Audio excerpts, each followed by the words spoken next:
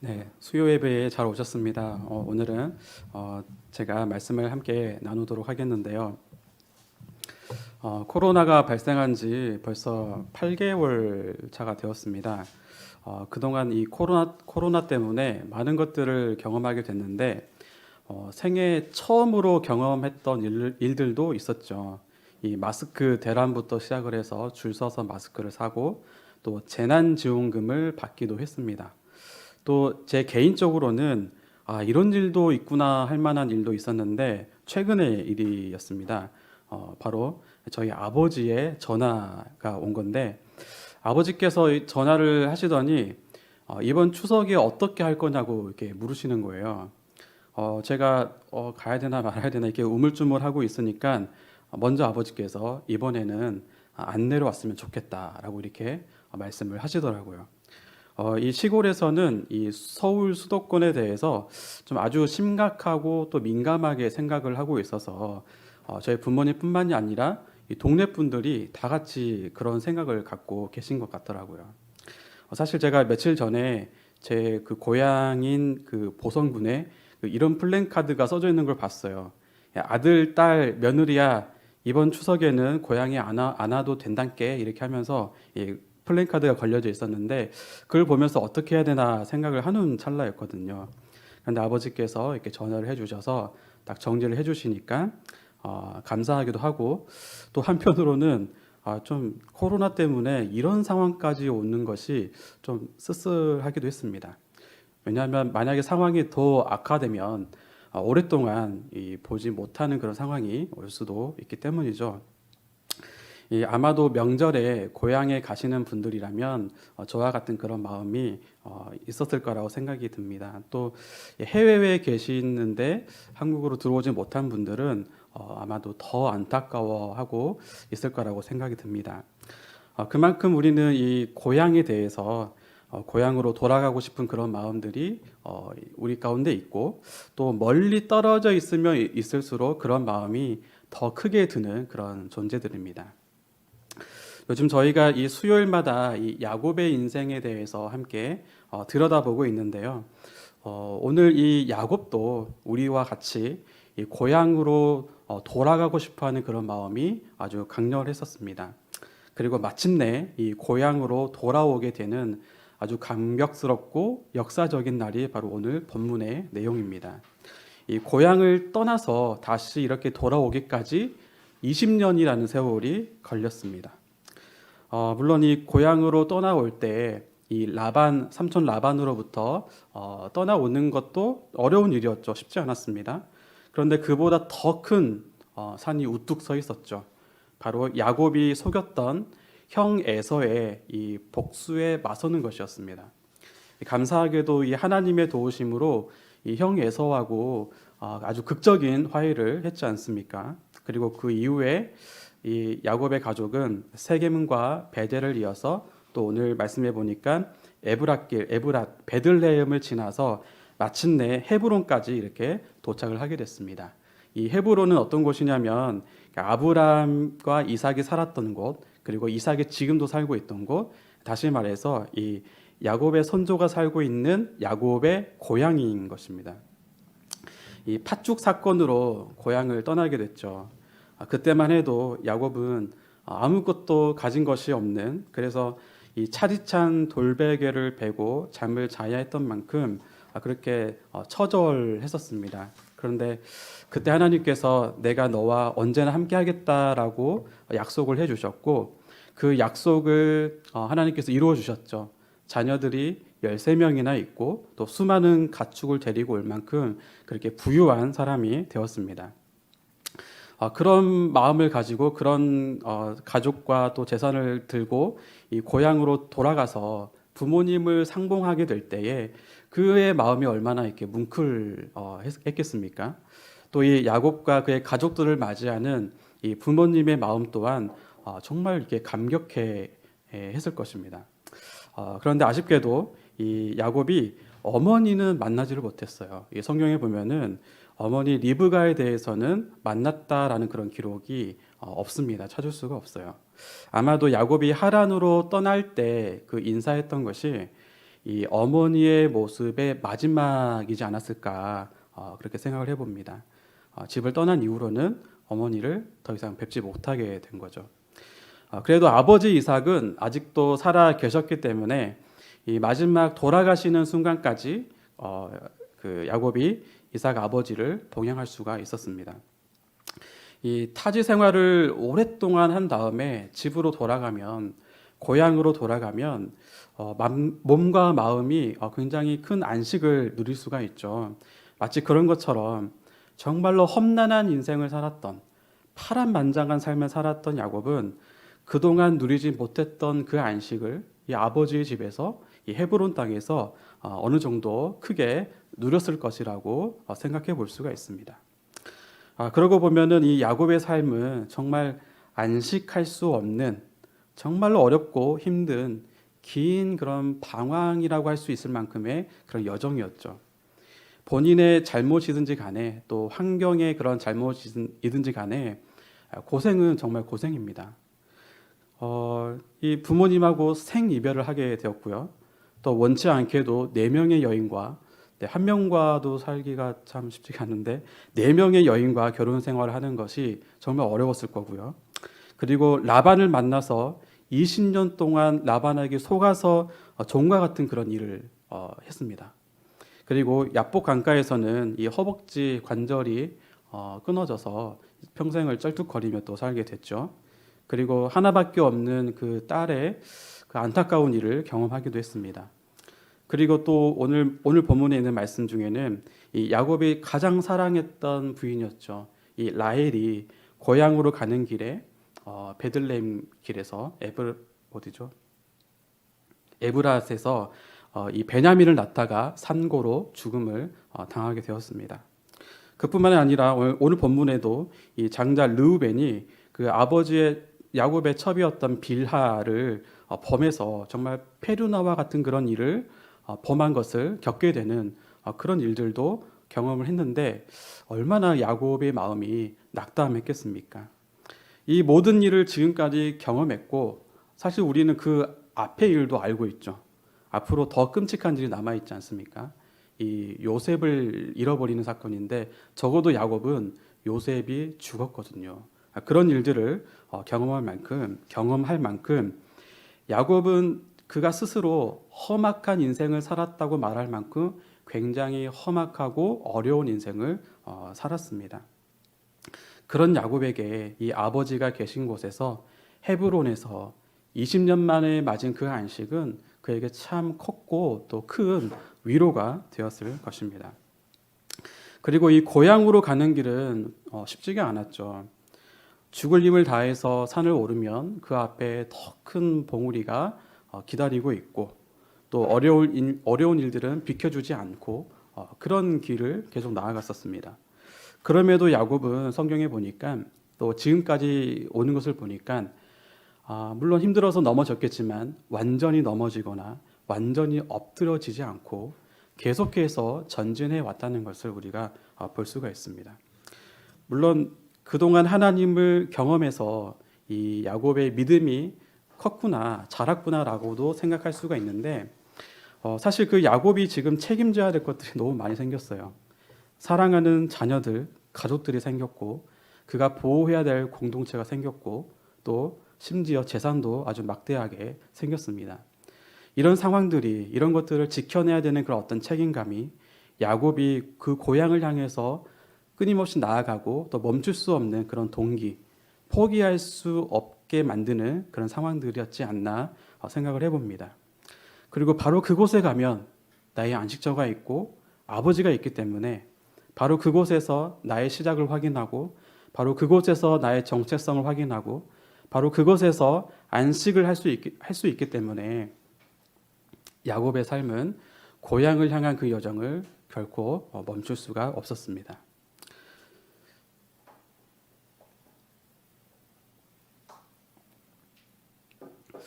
우리 성도님들께서도 다들 고향이 있으시죠?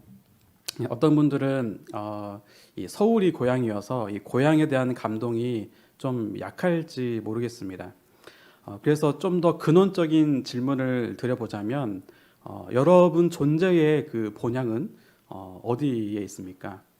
여러분 존재의 고향, 여러분의 존재가 시작되는 곳, 그 여러분의 참된 정체성이 있는 곳이 어디에 있습니까? 우리 모두는 한 고향, 한 본향이 있죠. 성경은 우리에게 예수님 안에서 우리가 새롭게 태어났고 우리가 한 가족이고 또 우리가 한 아버지를 섬기고 있다라고 말씀을 하고 있습니다. 그래서 우리 모두에게는 하나님 아버지께서 우리의 고향이시고 하나님 아버지께서 우리의 본향인 것입니다.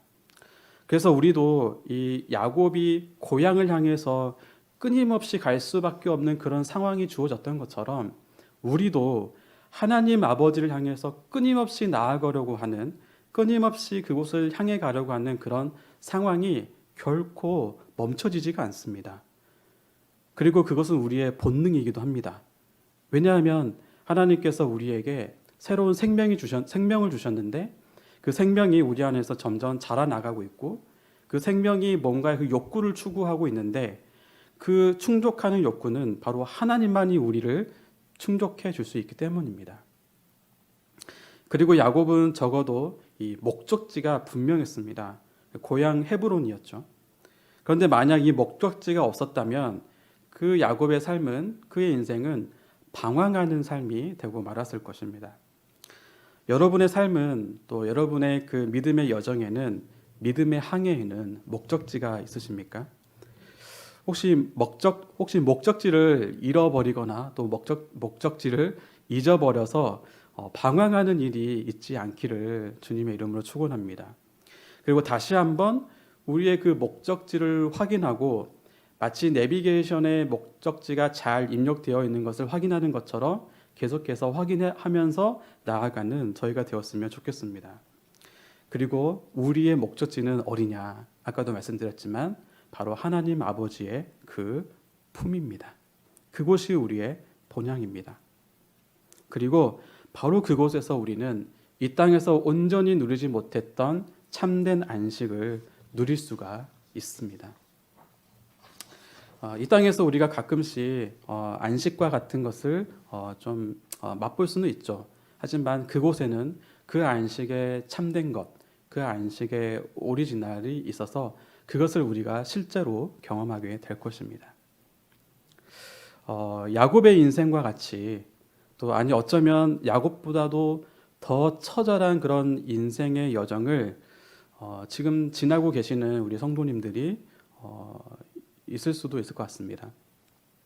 또 좀 죄송하지만 지옥이 있다면 진짜 내 삶이 바로 지옥이다라고 말하고 싶은 만큼 그런 과정에 있는 분도 있을지도 모르겠습니다. 그만큼 이 삶의 무게가 버거운 사람이 있고 또 나의 인생 가운데에서 그렇게 힘들고 버거운 때가 있다는 거죠. 그런데 우리가 마지막에 갈 그곳, 그 본향에는 그 어떤 무거운 짐도 벗어버릴 수 있고 참 안식을 누릴 수가 있습니다. 예수님께서 우리를 위해서 그 아버지의 집에 가서 우리를 위해 준비하신다고 말씀하셨는데 그 본향은 이 세상에서 우리가 그 어떤 높은 자리에 있든지 또 그 어떤 낮은 자리에 있든지 상관없이 모두를 다 품어줄 수 있는 그런 곳입니다. 거친 마음을 가지고 있었거나 또 찢어진 마음을 가지고 있었거나 그 모든 것을 다 싸매주고 또 품어줄 수 있는 곳이 바로 아버지의 품이고 우리의 본향인 것입니다. 우리의 참된 아버지, 우리의 영원하신 이 아버지의 품이 품지 못할 인생은 어떤 인생도 없다라는 뜻입니다. 그렇게 하시려고 하나님께서 예수님을 이 땅에 보내주신 것 아니겠습니까? 그러니 날마다 우리가 저 높은 곳을 향하여 살아가고 있다는 것을 기억하고 또 이 땅에 발을 딛고 살아가고 있지만 동시에 이 하늘의 시민권을 가지고 살아가고 있다는 것을 기억하며 살기를 주님의 이름으로 축복합니다. 그러면서 우리가 주의해야 될 게 있어요. 물론 우리가 이 본향, 천국, 미래의 것을 소망하고 강구하고 또 그것을 바라보며 살아야 될 것이고, 그리고 실제적으로 그런 공간은 분명히 있습니다. 그러면서도 동시에 하나님은 우리가 지금 이 세상에서도, 우리가 살아가는 이 세상에도 우리와 함께 계시고 동행하시고 지금도 우리를 품어주고 계신다는 사실이에요. 그렇기 때문에 본향을 사모하면서도 동시에 내가 살고 있는 이 자리, 지금 내가 처한 이 자리, 내가 처한 그 상황 가운데서도 하나님이 계시는 하나님 나라이구나 라고 하는 것을 인식하고, 일부러라도 인식하고 기억하며 사는 것이 중요합니다. 제가 신학교 다닐 때 이순규 교수님께 좀 수업을 들었었는데, 그분이 하셨던 말씀들 중에 기억나는 게 있어요.